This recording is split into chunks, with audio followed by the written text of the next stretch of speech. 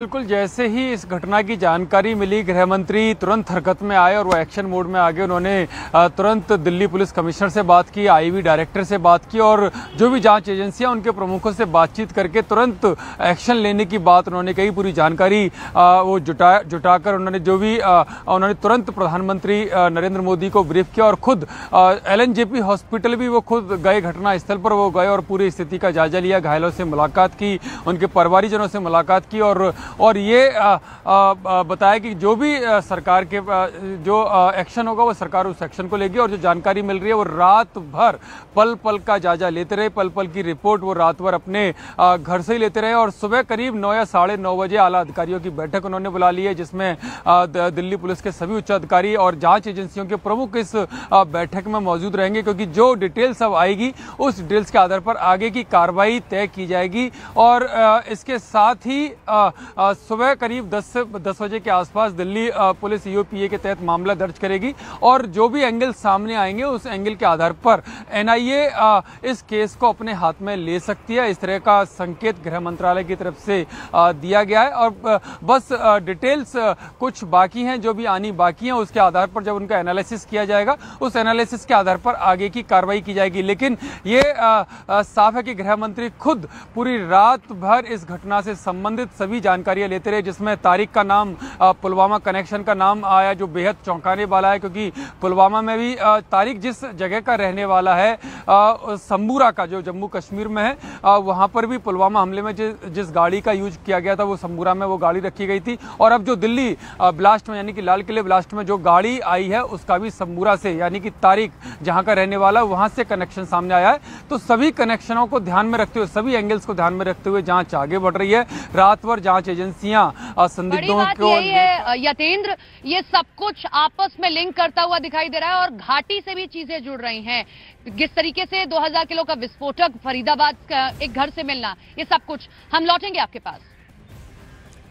और देखिए, कुछ तस्वीरें आपको दिखाने की हम कोशिश कर रहे हैं कि किस तरीके से कल जब धमाका होता है उसके बाद किस तरीके से आग की लपटें जो हैं वो उठती हुई नजर आती हैं, धुएं का गुबार आपको नजर आ रहा है। उसके बाद आपने देखा कि किस तरीके से गृह मंत्रालय की तरफ से लगातार संज्ञान लिया जा रहा है। खुद गृह मंत्री जो है LNJP अस्पताल पहुंचे हैं, वहां पर उन्होंने घायलों से मुलाकात की। इसके अलावा जहां पर घटना घटी है, हादसे वाली जगह पर भी गृह मंत्री जो है खुद पहुंचे, वहां पर जायजा लिया। पुलिस कमिश्नर उनके साथ थे, तमाम आला अधिकारी उनके साथ वहां पर मौजूद थे और आज भी उनकी तरफ से जो है एक बैठक की जा रही है, जिसका अपडेट लगातार यतेंद्र हमारे को दे रहे थे। लेकिन जिस वक्त ये धमाका हुआ उसके बाद से दिल्ली दहल गई, हाई अलर्ट पर दिल्ली, उत्तर प्रदेश, मुंबई तक हाई अलर्ट जारी किया गया। लेकिन खुद गृह मंत्री अमित शाह देर रात ग्राउंड जीरो पर पहुंचे, उन्होंने जायजा लिया और उसके बाद लगातार जो है उनकी पैनी नजर इस पूरी खबर पर, इस पूरे हादसे पर बनी हुई है।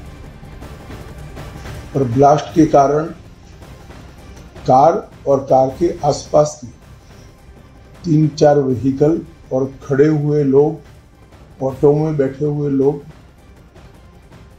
इंजर्ड भी हुए हैं और कुछ मृत्यु भी हुई है। अस्पताल के सूत्रों के अनुसार अब तक 8 लोगों की मृत्यु हो चुकी है। हम सभी एंगल को खुला रखते हुए इसकी गहन जांच शुरू कर दी है।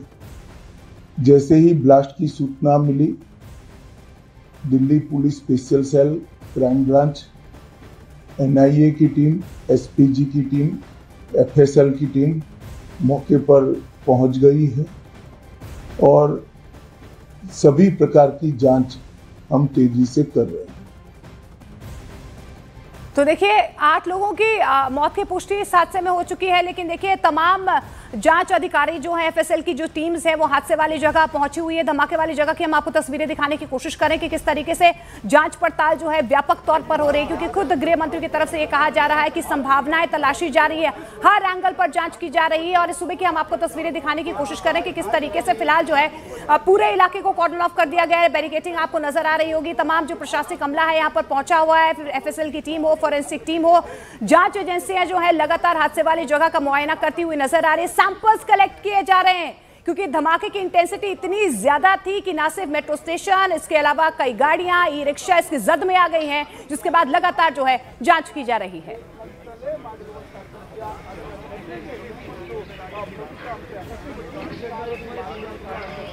तो देखा आपने, क्योंकि इस पूरे मामले में जैसा गृह मंत्री ने कहा कि हर एक एंगल से जांच की जाएगी और धमाका इतना बड़ा था, यहां से दरियागंज दूर है, इतना तो दूर है ही कि आपको थोड़ा डिस्टेंस ट्रैवल करना पड़ेगा। बावजूद इसके वहां तक लोगों को आवाजें सुनाई दी हैं।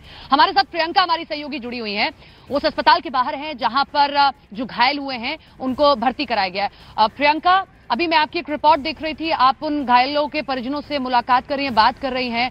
उनका दर्द बहुत बड़ा है, जो उन्होंने देखा वाकई उनके लिए उसको एक बार से फिर से जहन में लाना कितना डराता होगा उनको। जाहिर तौर पर, और जैसे कि आप बता रही थी कि धमाका इतना बड़ा, इतना लाउड था कि ना केवल दरियागंज बल्कि आईटीओ तक इस धमाके की आवाज सुनाई दी। इस वक्त एलएनजेपी की जो मोर्चरी है वहां पर मेरी मौजूदगी है और तमाम लोग जो हैं अब अपने जो परिवारजन हैं उनके शव का इंतजार कर रहे हैं, पार्थिव शरीर का उनका इंतजार कर रहे हैं। यहाँ पर आप देखें कि अब एक एम्बुलेंस जो है वो जा रही है। रात से यहाँ पर तमाम लोग खड़े हैं। ब्रॉड डेड जो 8 लोग थे वो यहाँ पर उनके जो शव है वो यहाँ रखे गए हैं। अब यहाँ पर आप देखिए कि एक एम्बुलेंस जा रही है और जाहिर तौर पर ऐसे में परिवार का रो रो के बुरा हाल है। जो लोग थे वहां पर काम करने वाले लोग थे, कोई ई रिक्शा चलाता था, कोई वहां पर एक दुकान में काम करता था, कोई डीटीसी बस का कंडक्टर था, कोई उनको विजिट करने के लिए, कोई दिल्ली पहली बार आया था। इस तरीके के तमाम लोग जो हैं वो इस हादसे का शिकार हुए हैं। और ये तस्वीरें आप देख रहे हैं जहां पर जो मोहसिन का परिवार है, वो जो मोहसिन का शव है वो रखा गया है, पार्थिव शरीर रखा गया है। यहाँ से वो यहाँ से निकल रहे हैं मेरठ के लिए। जो परिवार है वो मेरठ का रहने वाला है। ऐसे में यहाँ तमाम लोग फिलहाल अपने परिजनों का इंतजार कर रहे हैं। बहुत ज्यादा दिक्कत हुई है लोगों को पता करने में, क्योंकि कई लोगों के पास कोई आइडेंटिटी कार्ड नहीं था। ऐसे में जो परिजन थे वो अस्पतालों के चक्कर लगाते रहे। जैसे ही उन्होंने खबर देखी, जब फोन नहीं पिक हुआ, और उसके बाद रात से यहाँ पर फिलहाल जो है वो मौजूद है। श्रावस्ती से, हसनपुर से, अमरोहा से, तमाम जगहों से लोग आए हुए हैं। कुछ लोगों से यहाँ बात करने की कोशिश करते हैं। आप में हम सब गए हैं, ई रिक्शा होते हैं, गाड़ियां होती हैं, बहुत कुछ होता है वहां पर, बहुत व्यस्त इलाका है। आप हमारे साथ बनी रहिए, हमारी सहयोगी मोनिका का रुख करते हैं, कुछ तस्वीरें वो आपको दिखाएंगी। तो देखिए, इस पूरे मामले को लेकर लगातार जांच हो रही है, लेकिन इस बीच एक बहुत बड़ा डेवलपमेंट सामने आया है। कार का पुलवामा कनेक्शन सामने आया है। आखिरी बार पुलवामा के शख्स को ये i20 कार बेची गई थी। 2014 में गुरुग्राम के सलमान के नाम पर ये रजिस्टर हुई थी। कार को अब तक कई बार खरीदा और बेचा गया है। कल आपको बता दें, गुरुग्राम नंबर की i20 कार में धमाका हुआ था, लेकिन इसको लेकर अब अपडेट ये निकल कर आया है कि इसका कनेक्शन जो है वो पुलवामा से सीधे तौर पर जुड़ता हुआ नजर आ रहा है। आखिरी बार पुलवामा के शख्स को ये बेची गई थी, यानी कई बार इस गाड़ी को खरीदा गया, कई बार बेचा गया।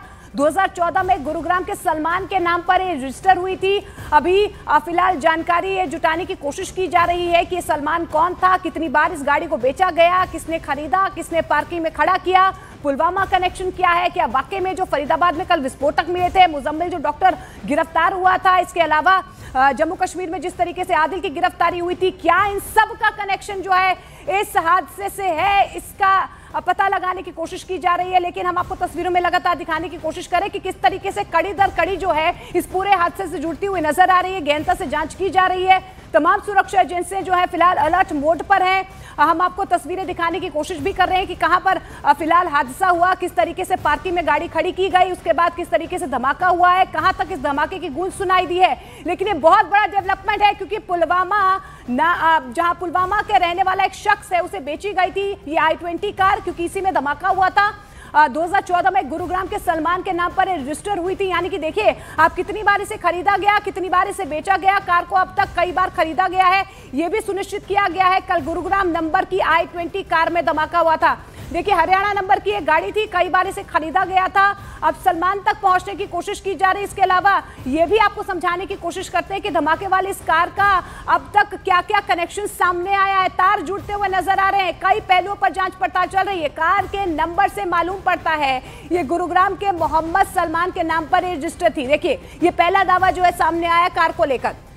दूसरा, आपको बता दें कि सलमान ये कार दिल्ली के ओखला में रहने वाले देवेंद्र नाम के शख्स को इसने बेची थी। तो देखिए, यहाँ पर ये सबसे पहले बेची गई, ओखला में रहने वाले देवेंद्र नाम के शख्स को बेची गई।